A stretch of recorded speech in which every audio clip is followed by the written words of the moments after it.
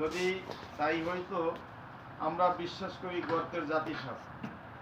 মনে করেন একটা গর্তের ভিতরে জাতিসাপ ঢুকছে, আমি দেখছি, দেখার পরে ওই গর্তে আমি হাত দেব? কেন দেব না? যে আমি যদি ওখানে হাত দিই ওই সাপে সবল দিতে পারে, সবল দিলে আমার মৃত্যু হইতে পারে। এই ভয়তে, এই বিশ্বাসে আমরা গর্তের ভিতরে হাত দিলাম না। আল্লাহ হুকুম করছে নামাজ, আল্লাহর হুকুম ফরজ, কিন্তু দেখা গেছে আমরা ফজরের ঘুম থেকে উঠতে নামাজ পড়তে পারি না, এরপরে এশার নামাজ পড়তে পারি না।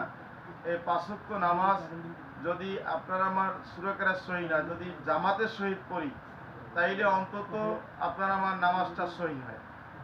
কথা বুঝাইতে পারছি কিনা? আমরা এখানে যে মুসল্লি আছি, এত এই মসজিদের বাইরে আর মুসল্লি না, সব এই মসজিদের আওতার মুসল্লি না। তা আমরা যদি সবাই নিয়ত করেন যে 5 ওয়াক্ত নামাজই জামাতে পড়বো, আর 5 ওয়াক্ত নামাজ জামাতে পড়লে গুরুত্বটা কি? আপনি যদি এই জুমার মসজিদে এসে নামাজ পড়েন তো 1 রাকাতে 500 রাকাতের সব। কত?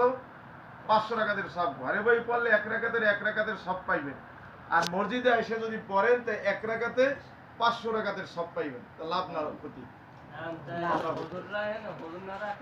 আল্লাহু আকবার। এখন সেটাই আলোচনা হচ্ছে। বিশেষ করে আসলে আমরা গুরুত্ব দিই না। আবার এশার নামাজ যদি জামাতে পড়তে পারি এবং ফজরের নামাজও জামাতে পড়তে পারি। এশার নামাজ জামাতে পড়লে অর্ধরাত্র দাঁড়াইয়া নফল নামাজ পড়লে, যে তাহাজ্জুদ নামাজের কথা বলে বা নফল নামাজ, ওইটা যদি আপনি দাঁড়াইয়া অর্ধেক রাইতে অর্ধরাত্রি নামাজ পড়েন, তাইলে এশার নামাজ পড়িয়ে জামাতে পড়িয়ে ঘুমাইলে সমপরিমাণ সব আপনি ঘুমাইলে আপনার আমল নামাজ যোগ হয়ে যাবে। বলে না সুবহানাল্লাহ। এরপর যদি ফজরের নামাজও সেম ওরকম জামাতে পড়তে পারেন, তা সারা রাত্র ঘুমাইয়া থাইকেও সারা রাত্র দাঁড়াইয়া নফল নামাজ পড়লে যে সব হইতে আপনার আমার আমল নামায় সমপরিমাণ সব হইতে। এখন লাভ না ক্ষতি? আল্লাহু আকবার। এই জন্য শেখার প্রয়োজন আছে। দিন শিক্ষা করা ফরজ। কি শিক্ষা করা ফরজ? দিন শিক্ষা করা ফরজ। প্রত্যেকটা বালেগা নরনারীর উপরে দিন শিক্ষা করা ফরজ। যদি আপনি এই শিক্ষা করতে না পারেন, আমাদের ছেলেপেলে পড়াশোনা করায় বিভিন্ন শিক্ষায় শিক্ষিত হয়, অসুবিধা না, ভালো, কিন্তু পাশাপাশি কি দিন শিক্ষা লাগবে। দিন শিক্ষা করা কি ফরজ? কথা বলেন, দিন শিক্ষা করা কি ফরজ? এখন আপনি আমি মনে করেন একটা মামলায় বাজলাম, মামলায় বাজলে এখন সেখানে টাকা পয়সা খরচ হয় কি হয় না? হাইনে দৌড়ান লাগে কি লাগে না? সময় দেওয়া লাগে কি লাগে না? এরপর আমি অসুস্থ হয়ে পড়ছি, আমরা আমার চিকিৎসার জন্য স্থানীয় ডাক্তার দ্বারা সম্ভব হয় না, বরিশাল যাওয়া লাগলে আমি যাবো কিনা? এরপর বরিশাল রেফার করছে, না এই রোগীর অবস্থা বেশি একটা ভালো না, দুলাল মল্লিক অসুস্থ বেশি, তাকে যদি ঢাকায় নেওয়া যায় তাহলে দুলাল মল্লিকের চিকিৎসা হবে। তখন ছেলে পেলের যদি অর্থ সম্পদ থাকে, দুলাল মল্লিকের অর্থ সম্পদ থাকে, তাকে ঢাকায় নেবে কিনা? অবশ্যই নেবে।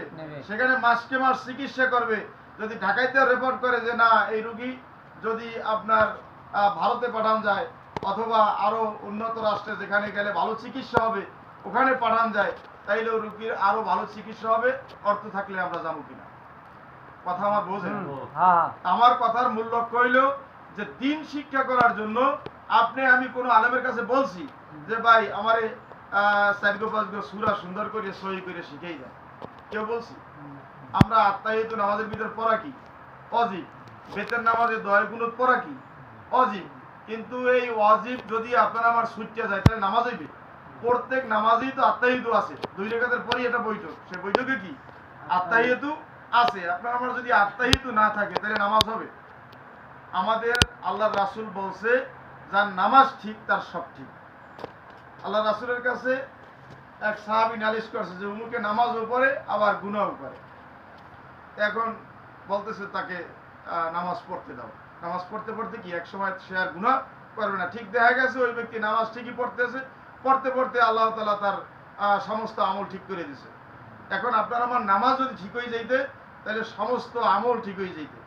তো এই জন্য লাগবে কি মাওলার হুকুম, বেশি বেশি মাওলার জিকির করা লাগবে। ইয়া আইয়ুহাল্লাযীনা আমানু যকুরুল্লাহা যিকরান কাসীরা ওয়া সাব্বিহুহু বুকরাতা ওয়াসিলা। আল্লাহ বলতেছে যে আমার বিশ্বাসী বান্দা বান্দীরা, তোমরা যারা আমার উপর ঈমান আনছো বেশি বেশি পরিমাণে জিকির করো। জিকির করলে হার হামেশা জিকির করলে, সকাল সন্ধ্যা জিকির করলে আপনার আমার নামাজ ঠিক হয়ে যাইতে। আপনার আমার চোখে নামাজে বসলে পরে চোখে পানি আসতে, কিন্তু আমরা আমার মোনাজাত ধরলে চোখে পানি আসে না। তার কারণ কি? আপনার আমার দেল একেবারে পাথরিয়া দেল হয়ে গেছে, কোনো আপনার আমার চোখে পানিও আসে না, মৃত্যুর ভয়ও আসে না। আল্লাহর রাসূল বলছে যে কমপক্ষে 20 বার মৃত্যুর মোরাকাবা করা লাগবে। কয়বার?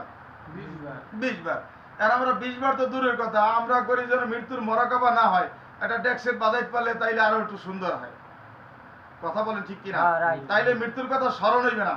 আমরা করি বিপরীত, মুসলমানের যে কার্যক্রম এটার বাইরে যে আমরা কাজ করি। তো এই জন্য দিন শিক্ষা করা ফরজ। আমার এই পুতে বলছে যে আমাদের ইমাম রাখা প্রয়োজন, আমাদের নির্ধারিত 5 ওয়াক্তের একজন ইমাম থাকলে বেশি ভালো হয়। খুব সুন্দর কথা বলছে। তাইলে মনে করেন এই যে দিন শিক্ষা করা ফরজ, আমরা ইমামের বলতে পারবো যে একটা সময় বের করিয়া আমাদের অন্তত যে কয়টা সূরা সহি করা দরকার, 4-5 সূরা সুন্দর করে শিখিয়ে দেবেন, আত্মাহিত শিখিয়ে দেবেন, দোয়া কোনো শিখিয়ে দেবেন। এইভাবে যদি হয় তাইলে আল্লাহর রহমতে আশা করা যায় মৃত্যুর পরই প্রথম কাটি কবর, কবরে যাই বলতে পারবো যে আল্লাহ চেষ্টা করছি আপনার দিন শেখার জন্য, কি চেষ্টা করছি। এই জন্য দরকার আপনার তালিম ও হালকায় জিকিরে উপস্থিত থাকা। আমাদের এই সাদ্দির বাজারে প্রতি শুক্রবার, যেমন আজকে তালিম ও হালকায় জিকির আছে। আপনাদের কোনো কাজকর্ম যদি না থাকে, সন্ধ্যার পর কোনো কাজকর্ম থাকে, খেয়াল করবেন যে না আমি তালিম ও হালকায় জিকিরে যাব। ওখানে গেলে হবে কি, আপনি ওখানে নাম লেখাইবেন যে ভাই আমি হালকার নির্দিষ্ট একজন সদস্য, এই হালকায় আমি প্রতি শুক্রবার আসবো দিন শিক্ষার জন্য। কি শিক্ষার জন্য? দিন শিক্ষার জন্য। সূরা ফাতিহা সুন্দর করে পড়াই দেওয়া হয়, এরপরে কুলফুল্লাহ সূরা পড়াই দেয়, ইন্নাতাইনা সূরা পড়াই দেয়, নাস ফালাক পড়াই দেওয়া হয়। যদি ওখানে আপনি নিয়ত করেন যে এই সপ্তাহে গেছি আবার আগামী সপ্তাহে যাবো, এই মনে মনে ইরাদা রাখবেন। এইটা যদি থাকে আর এর মধ্যেও যদি আমরা মারা যাই, তাইলে আপনারা আমার শহীদি দরজা হয়ে মৃত্যুবরণ বলেন না সুবহানাল্লাহ। তাইলে আল্লাহ কি সহজ পথ করছে কি না করে নাই? চেষ্টা লাগবে কি লাগবে না? আজকে শুক্রবার সকলের দাওয়াত রইল।